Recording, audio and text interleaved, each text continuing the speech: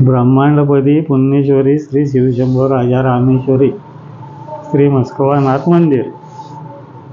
ब्रह्मांडपदी श्री सप्तशक्ती महाग्रंथ श्री हिंदू धर्मग्रंथ. पान नंबर 217 4/12/1995 सोमवार. श्री क्षेत्र रामेश्वर येथील स्थानावरील समुद्रामध्ये श्री शिवशंकर हे अतिशय बेफाम होऊन तांडव नृत्य करीत असताना समुद्राचे पाणी लाटा आकाशामध्ये उंचपर्यंत उडत होत्या. मुसळधार पाऊस पडत होता. सर्वत्र गडगडाट होत होता. सर्वत्र हाहाकार माजलेला होता व श्री शिवशंकर हे तांडव नृत्य करीत असताना त्यांचे संपूर्ण शरीर फुगलेले होते. त्यांची सर्व शक्ती एकत्रितपणे त्यांच्या मधल्या बेंबीमध्ये एकवटलेली होती. म्हणजे शिवशंकर हे श्री क्षेत्र रामेश्वर या स्थानावर समुद्रात तांडव नृत्य करीत होते.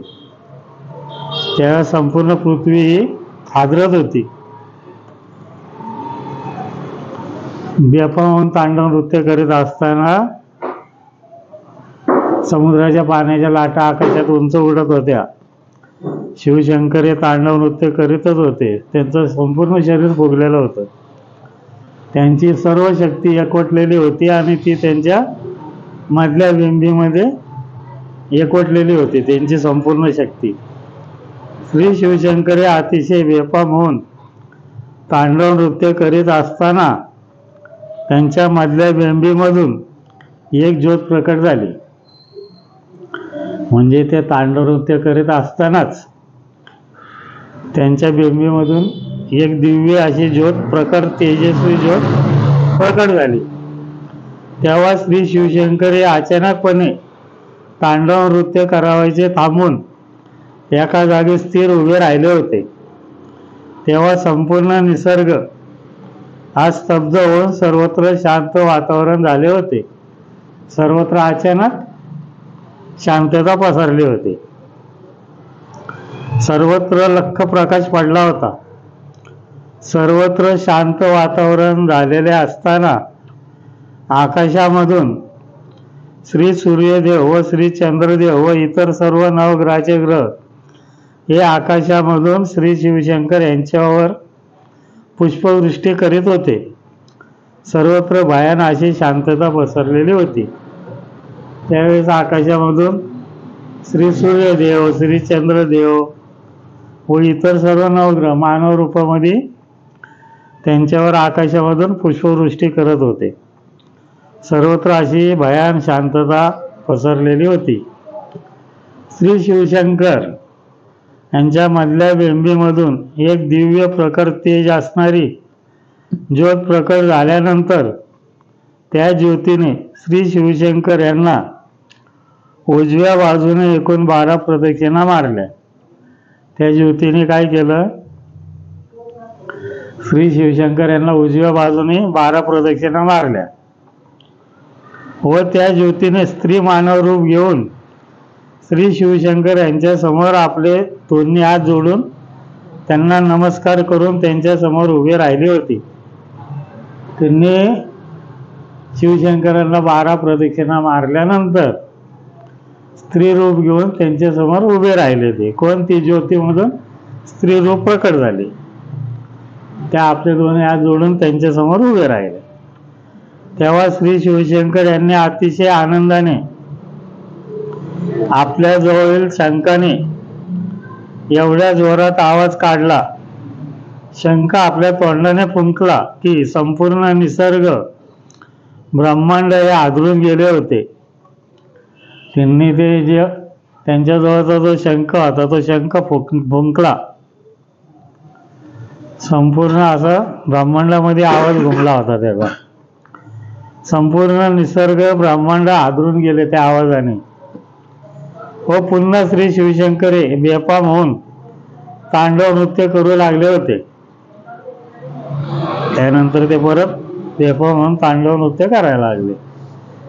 श्री विष्णुदेव व श्री समुद्र हे दोघेही श्री शिवशंकर यांचा शंखाचा ध्वनी ऐकून दचकून शुद्धीवर येऊन उठून बसले असताना आपल्या समोर श्री शिवशंकर व त्यांचा दुसरा अवतार अर्धनारी नटेश्वर हे स्त्री रूप अवतार हे दोघेही जण तांडव नृत्य करीत होते.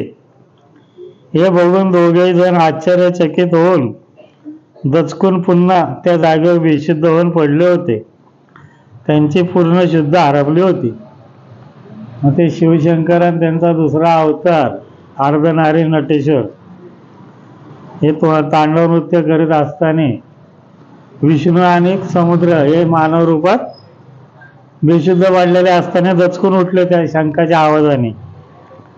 आणि त्यांनी परत समोर बघितलं तर हे स्त्री रूप अर्धनारी नटेश्वर आणि शिवशंकर हे तांडव नृत्य करीत होते. तर ते दोघे परत आश्चर्यचकित होऊन तिथंच बेशुद्ध होऊन पडले दोघेही. कोण? समुद्र आणि विष्णुदेव. श्री विष्णुदेव व श्री समुद्र हे दोघेही श्री शिवशंकर यांचा शंखाचा ध्वनी ऐकून दचकून शुद्धीवर येऊन उठून बसले असताना आपल्या समोर श्री शिवशंकर यांचा दुसरा अवतार अर्धनारी नटेश्वर हे स्त्री रूप अवतार हे दोघेही जण तांडव नृत्य करीत होते. हे बघून दोघेही जण आश्चर्यचकित होऊन दचकून पुन्हा त्या जागेवर बेशुद्ध होऊन पडले होते. त्यांची पूर्ण शुद्ध हरपली होती. ते दोघे परत त्या जागेवर पडले बेशुद्ध होऊन. श्री शिवशंकर व त्यांचा दुसरा अवतार श्री अर्धनारी नटेश्वर हे दोघेही जण तांडव नृत्य करीत असताना आकाशामधून त्यांच्यावर पुष्पवृष्टी होतच होती. सर्वत्र भयान शांतता पसरलेली होती.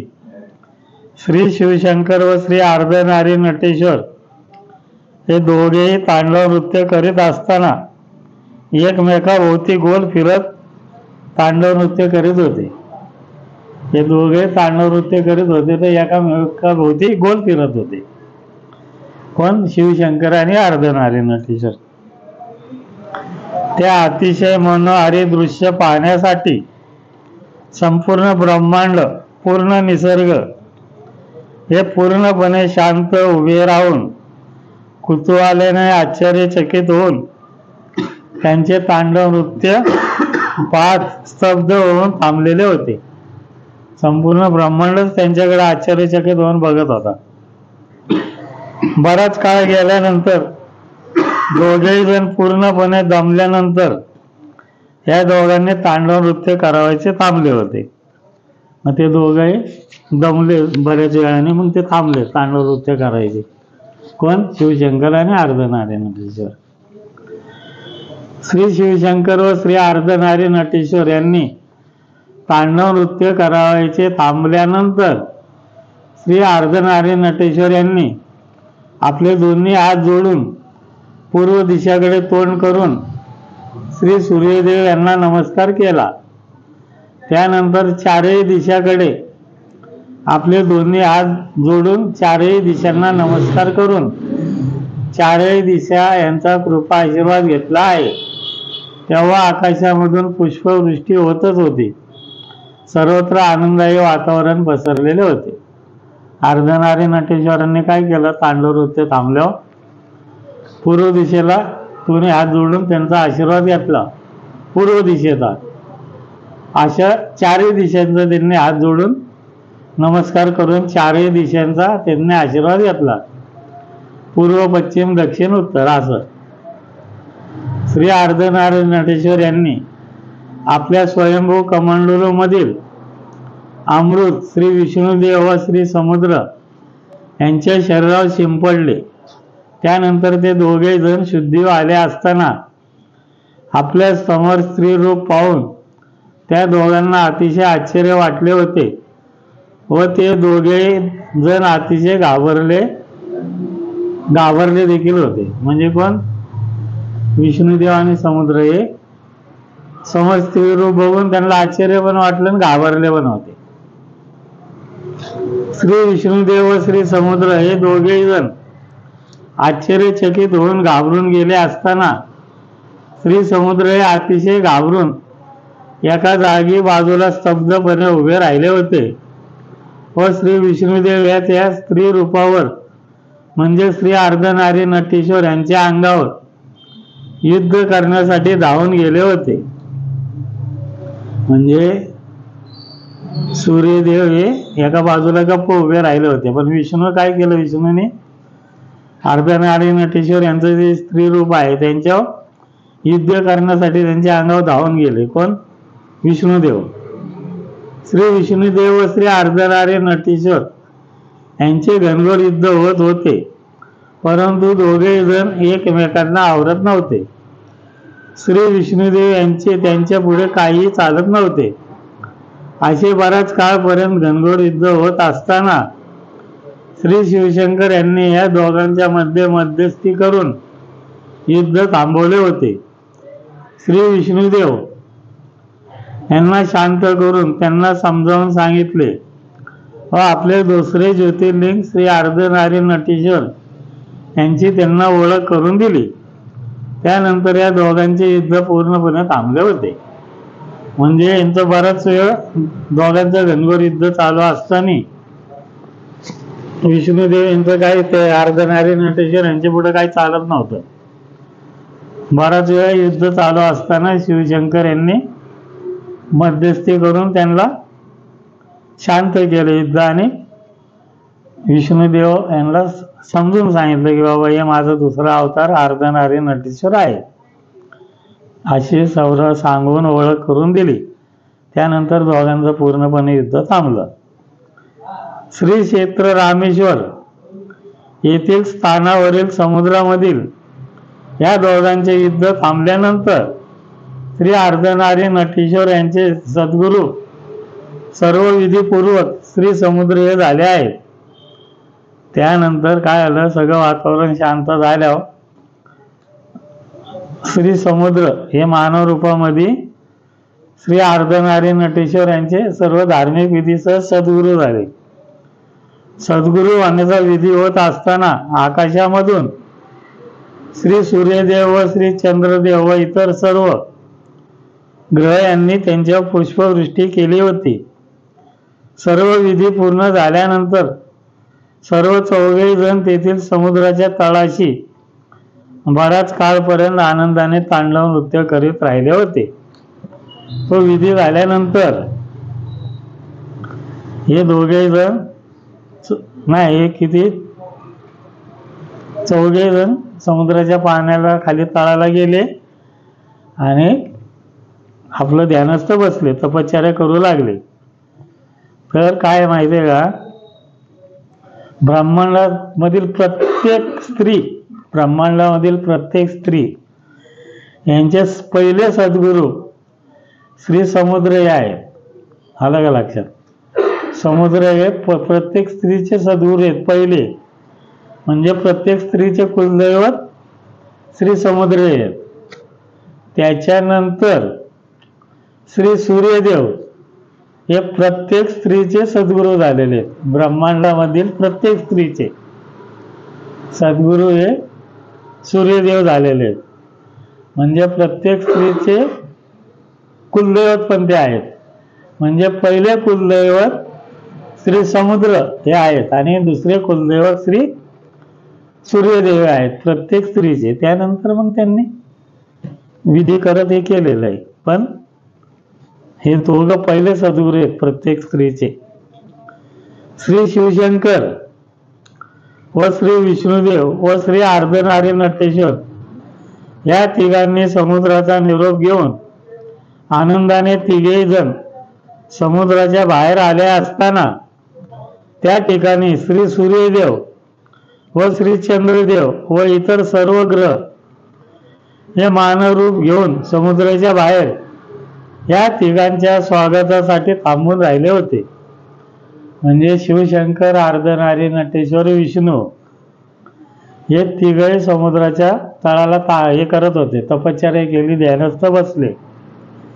नंतर त्यांची ध्यानस्थ अवस्था पूर्ण झाल्यानंतर ते समुद्राच्या बाहेर आले रामेश्वर या ठिकाणी. तेव्हा समुद्राच्या बाहेर सूर्यदेव, चंद्रदेव, प्रत्येक नवग्रह हे मानवरूप घेऊन बाहेर थांबले होते त्यांच्या स्वागतासाठी समुद्राच्या बाहेर.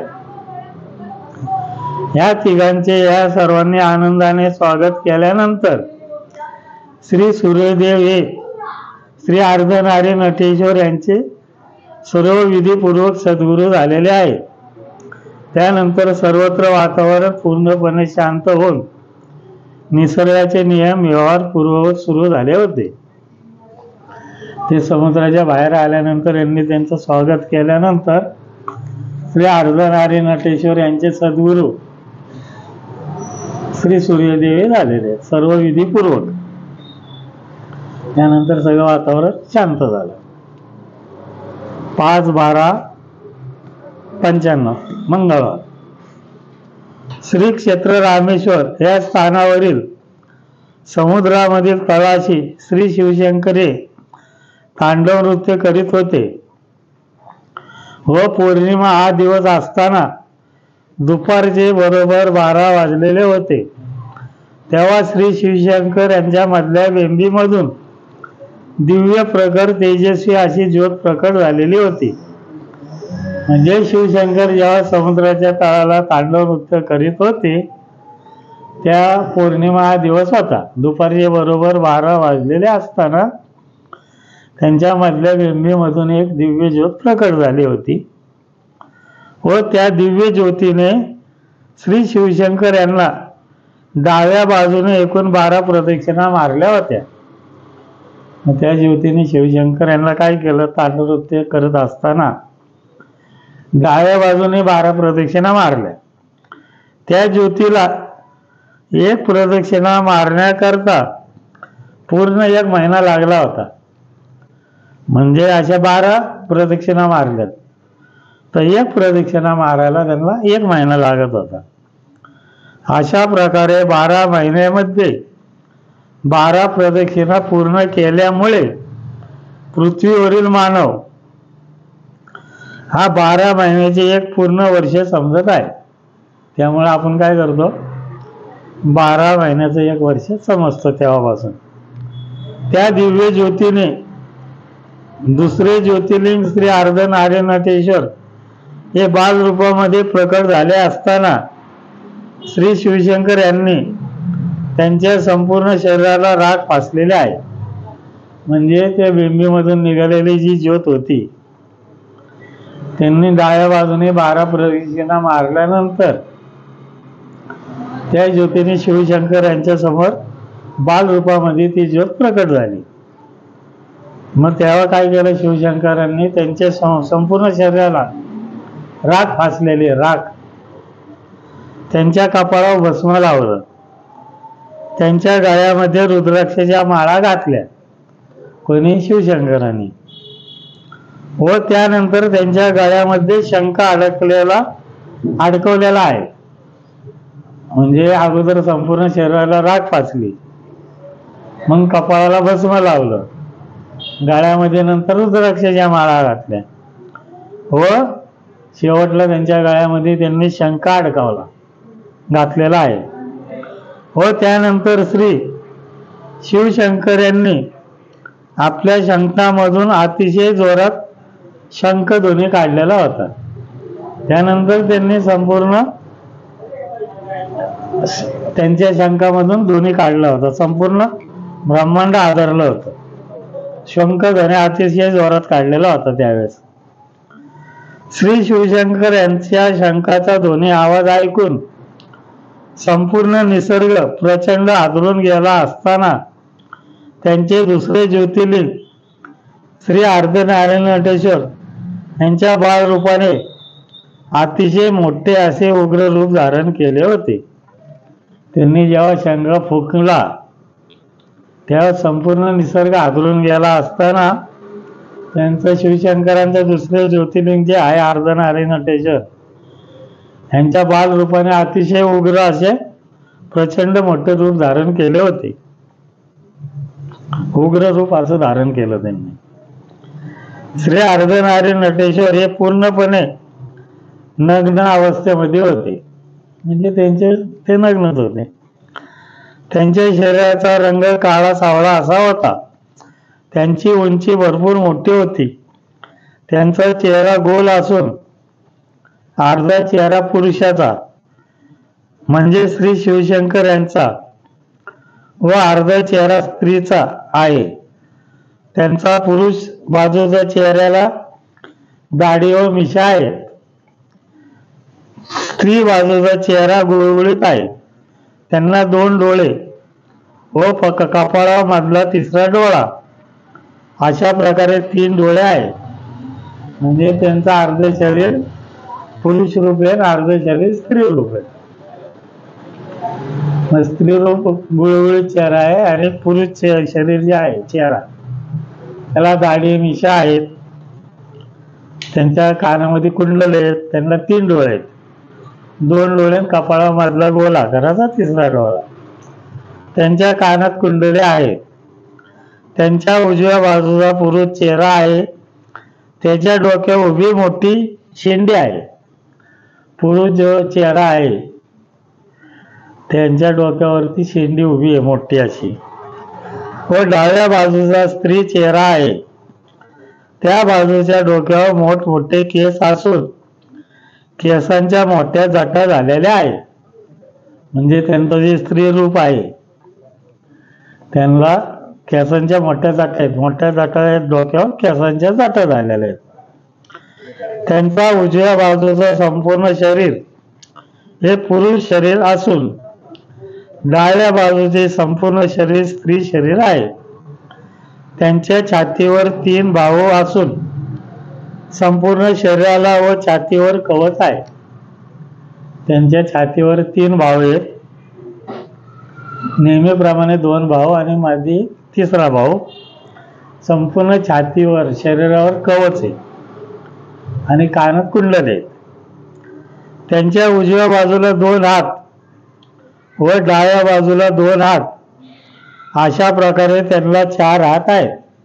उजव्या बाजूला 2 हात, डाव्या बाजूला 2 हात. त्यांना 2 पाय आहेत. त्यांच्या हाताच्या व पायांना 6 बोटे असून बोटांची नखे तलवारीसारखी धारदार मोठी आहेत. त्यांच्या पोटावर 5 बिंबे असून त्यांना पाठीमागे मारुतीला असते तशी मोठी शेपटी आहे. मग त्यांना उजव्या बाजूला 2 हात आहेत, डाव्या बाजूला 2 हात आहेत आणि 2 पाय आहेत. आणि हाताच्या आणि पायाच्या बोटांची नख 6 बोट आहेत हाताला, पायाला. आणि बोटांची नख तलवारीसारखे मोठी आहेत. आणि त्यांच्या पोटीवर 5 बिंबी आहेत.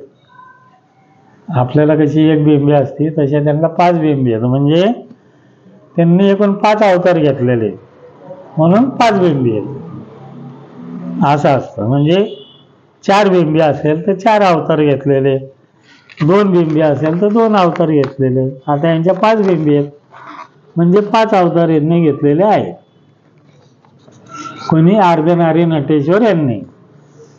श्री अर्धनारी नटेश्वर यांच्या उजव्या बाजूच्या एका हातामध्ये सुदर्शन चक्र. त्यांच्या एका हातामध्ये काय आहे? उजव्या बाजूला सुदर्शन चक्र व एका हातामध्ये अमृताने भरलेला कमंडलू. व एका हातामध्ये काय आहे? अमृताने भरलेला कमंडलू उजव्या बाजूला. व डाव्या बाजूच्या एका हातामध्ये परशु व एका हातामध्ये तलवार. ही शस्त्रे स्वयंभू आहेत. अहो तिकडे नका बघू, हे वेगळे हे वेगळे. श्री अर्धनारी नटेश्वर यांच्या उजव्या बाजूच्या एका हातामध्ये सुदर्शन चक्र आहे, एका हातामध्ये अमृताने भरलेला कलश आहे. नंतर डाव्या बाजूच्या एका हातामध्ये परशु आहे आणि एका हातामध्ये तलवार आहे. ही अशी 4 शस्त्र त्यांच्याकडे स्वयंभू आहेत. श्री अर्धनारी नटेश्वर यांचे संपूर्ण अर्धे शरीर पुरुष व संपूर्ण अर्धे शरीर स्त्री असे एकत्रित शरीर असून सर्व शरीरांचे अवयव स्त्री व पुरुष यांच्यासारखेच आहेत. म्हणजे एका बाजूला संपूर्ण पुरुष आहे, एका बाजूला संपूर्ण स्त्री आहे पण संपूर्ण शरीराचे अवयव पुरुषाचे पुरुष आहेत, स्त्रीचे स्त्री आहेत, म्हणजे संपूर्ण त्यांचे वेगवेगळे आहेत. श्री अर्धनारी नटेश्वर यांनी अतिशय उग्र रूप धारण केले होते. कोणी? अर्धनारी नटेश्वर यांनी. तेव्हा ते अतिशय विचित्र असे दिसत होते. त्यांच्याकडे पाहून भीती वाटावी असे त्यांचे उग्र रूप होते. कोणाचे? अर्धनारी नटेश्वरचे. त्यांनी असं उग्र रूप धारण केलेलं होतं. श्री शिवशंकर यांचा शंखाचा ध्वनी आवाज ऐकून श्री विष्णुदेवी शुद्धीवर आलेले असताना त्या अति उग्र रूपाकडे पाहून अतिशय घाबरून पुन्हा बेशुद्ध झाले होते. म्हणजे विष्णुदेवजी बेशुद्ध पडलेले होते. ते शंखाचा ध्वनी आवाज ऐकून ते शुद्धी आलते. पण यांच्या समोर ते जे अर्धनारी नटेश्वर यांचं उग्र रूप बघून ते परत बेशुद्ध पडले. कोण? विष्णुदेव. अतिशय घाबरून बेदरले होते, ते बेशुद्ध पडले. श्री क्षेत्र रामेश्वर या स्थानावरील समुद्रामध्ये श्री अर्धनारी नटेश्वर यांचे सद्गुरू श्री समुद्र झाले आहेत. त्यानंतर त्याच ठिकाणी श्री अर्धनारी नटेश्वर हे बराच काळपर्यंत आपले सद्गुरू श्री समुद्र यांचे नामस्मरण करून ध्यानस्थ बसून राहिले होते. त्यांची ध्यानस्थ अवस्था पूर्ण झाल्यानंतर त्यांनी पृथ्वी प्रदक्षिणा करण्यासाठी तेथून निघाले व त्यांनी संपूर्ण पृथ्वीला उजव्या बाजूने एकूण 12 प्रदक्षिणा पायी चालत चालत पृथ्वी प्रदक्षिणा पूर्ण केल्या आहेत.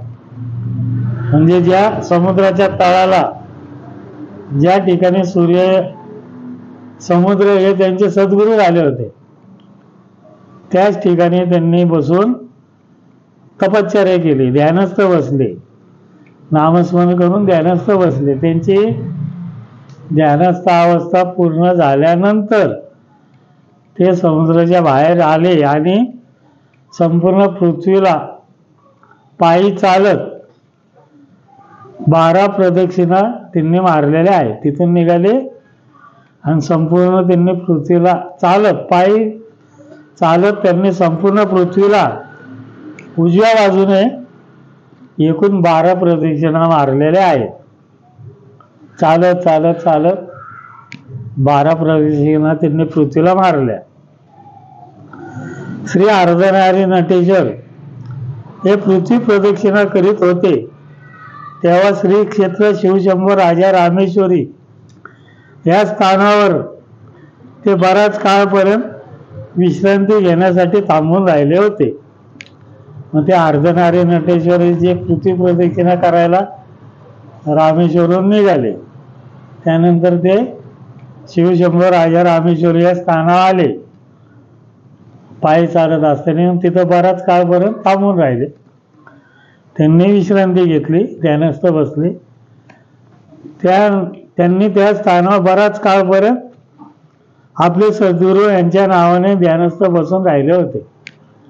शिवशंभो राजा रामेश्वरी हे जे स्थान आहे त्या स्थानावर ते बराच काळ सद्गुरूंचं नामस्मरण करत ध्यानस्थ बसून राहिले होते. तेव्हा श्री अर्धनारी नटेश्वर यांनी आपल्या शरीरापासून काही वाहने व शस्त्रे निर्माण केली आहेत. जेव्हा हे ध्यानस्थ बसले होते तेव्हा त्यांनी आपल्या शरीरापासून काही शस्त्रे आणि वाहनं म्हणजे वाघ, घोडा, ती जी असतात ना अशी वाहनं त्यांनी काही वाहन काही शस्त्र निर्माण केले आपल्या शरीरापासून त्यांनी निर्माण केलेले आहे. श्री अर्धनारी नटेश्वर हे ध्यानस्थ अवस्थामध्ये श्री क्षेत्र शिवशंभो राजा रामेश्वरी या स्थानात थांबून राहिलेले असताना त्यांचे संपूर्ण निसर्ग, सर्व पंचमहाभूते व इतर नवग्रहांचे सर्व ग्रह यांच्याबरोबर घनघोर युद्ध झालेले आहे. म्हणजे शिवशंभो राजा रामेश्वर या स्थानावर जेव्हा ते ध्यानस्थ बसलेले होते तेव्हा त्यांचं नवग्रह सूर्य चंद्र यांच्याबरोबर घनघोर युद्ध झालेलं आहे. संपूर्ण निसर्गाबरोबरच युद्ध झालेलं आहे. श्री अर्धनारीयण नटेश्वर यांचे युद्ध येथील स्थानावर श्री शिवशंकर व श्री विष्णुदेव व त्यांचे सद्गुरू श्री समुद्र यांचे बरोबर देखील झालेले आहे. मग अर्धनारीयण नटेश्वर आहेत त्यांचं युद्ध शिवशंभो राजा रामेश्वरी या स्थानावर सूर्याबरोबर पण झालंय, अजून समुद्राबरोबर पण झालंय, शिवशंकरांबरोबर पण झालंय, विष्णुदेव बरोबर त्यांच्याबरोबर पण झालंय. शिवशंकर हे त्यांचे सद्गुरू असताना त्यांचा अवतार असताना त्यांच्याबरोबर पण युद्ध झालंय, समुद्राबरोबर युद्ध झालंय, सर्वांबरोबर त्यांचं युद्ध झालेलं आहे. त्यानंतर श्री अर्धनारीयण नटेश्वर यांनी श्री क्षेत्र शिवशंभो राजा रामेश्वरी या स्थानावर शिवशंकर यांच्या बरोबर युद्ध करून श्री गणपती हा अवतार घेतलेला आहे. म्हणजे श्री अर्धनारीयण नटेश्वर यांनी शिवशंभो राजा रामेश्वरी या स्थानावर श्री शिवशंकर यांच्याबरोबर घनघोर युद्ध करून त्यांनी स्वतः श्री गणपती हा अवतार घेतलेला आहे. कोणी? अर्धनारीयण नटेश्वरांनी. पण तो गणपती कसा आहे? माणसासारखा गणपती, हत्तीच्या सोंडेचा गणपती नाही. अर्धनारीयण नटेश्वरांचा पहिला अवतार मानव रूपातला गणपती हा आहे. श्री अर्धनारीयण नटेश्वर यांनी त्यांचे सद्गुरू श्री सूर्यदेव यांच्याबरोबर श्री चंद्रदेव यांच्याबरोबर युद्ध केलेले नाही. त्यावेळेस त्यांनी गणपती अवतार घेतला.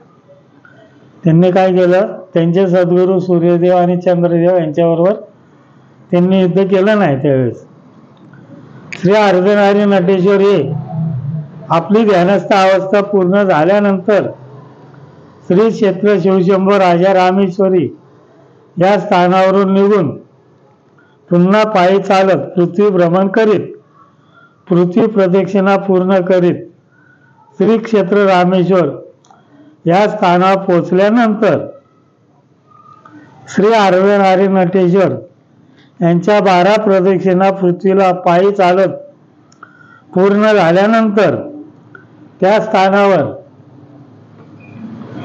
पुन्हा बराच काळपर्यंत ध्यानस्थ बसून राहिले होते. म्हणजे इथून निघाल्यानंतर त्यांची ध्यानस्थ अवस्था पूर्ण झाल्यावर त्यांनी पायी चालत पृथ्वी प्रदक्षिणा 12 वेळा पूर्ण केल्यानंतर ते परत पुन्हा श्री क्षेत्र रामेश्वर या स्थानावरती येऊन पोचले आणि त्या स्थानावर परत ते ध्यानस्थ बसून राहिले. कोण? अर्धनारीयण नटेश्वर. श्री अर्धनारीयण नटेश्वर यांची ध्यानस्थ अवस्था पूर्ण झाल्यानंतर त्यांनी श्री क्षेत्र रामेश्वर या स्थानावर मानव निर्मिती करण्यास सुरुवात केलेली आहे. म्हणजे अर्धनारीयण नटेश्वर यांची ध्यानस्थ अवस्था पूर्ण झाल्यानंतर त्यांनी श्री क्षेत्र रामेश्वर या स्थानावर मानव निर्मिती करायला सुरुवात केलेली. दोन आहे.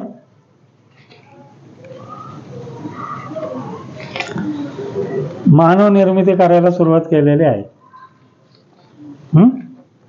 म्हणजे आदिमानव होते त्यावेळेस जी निर्मिती केलेली आहे ती आदिमानव आहे का?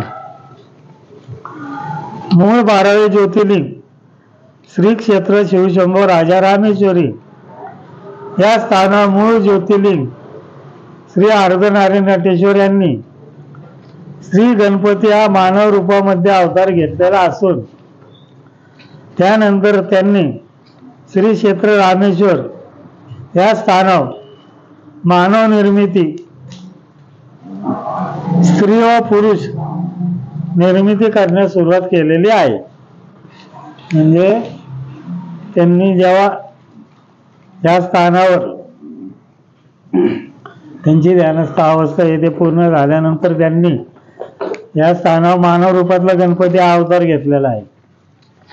त्यानंतर त्यांनी श्री क्षेत्र रामेश्वर या स्थानावर त्यांची ध्यानस्थ अवस्था पूर्ण झाल्यावर त्यांनी मानव निर्मिती, स्त्री व पुरुष मानव निर्मिती करण्यास सुरुवात केलेली आहे. कुठं?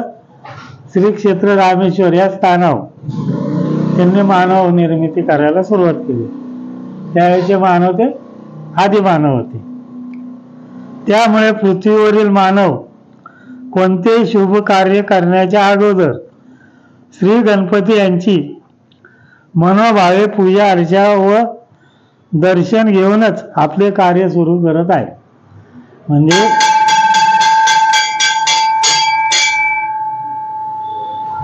श्री अर्धनारीनटेश्वर यांनी श्री गणपती हा अवतार घेतल्यानंतर त्यांनी मानव निर्मिती करायला सुरुवात केली. त्यामुळं पृथ्वीवरील प्रत्येक मानव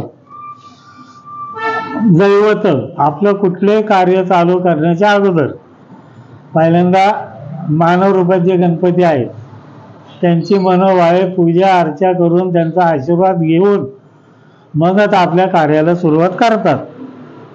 अगोदरच गणपतीची मनोभावे पूजा करून दर्शन घेऊन आपलं कार्य सुरू करत आहेत. मानव निर्मिती होण्या अगोदर मानव रूपामधील श्री गणपती यांची निर्मिती झालेली असल्यामुळे कोणत्याही शुभ कार्यामध्ये पहिला मान श्री गणपती यांना दिला जात असतो. म्हणजे मानव निर्मिती करण्याच्या अगोदर पहिला गणपती यांची निर्मिती मानव रूपामधील त्यांची पूजा अर्चा करूनच मानव निर्मिती सुरू केलेली. म्हणून ब्रह्मांडामधील प्रत्येक मानव हा काय करतो? आपल्या कुठलंही कार्य असेल ते शुभ कार्य गणपतीची पूजा अर्चा करून त्याचा आशीर्वाद घेऊन मगच आपल्या कार्याला सुरुवात करीत असतात. आता आपण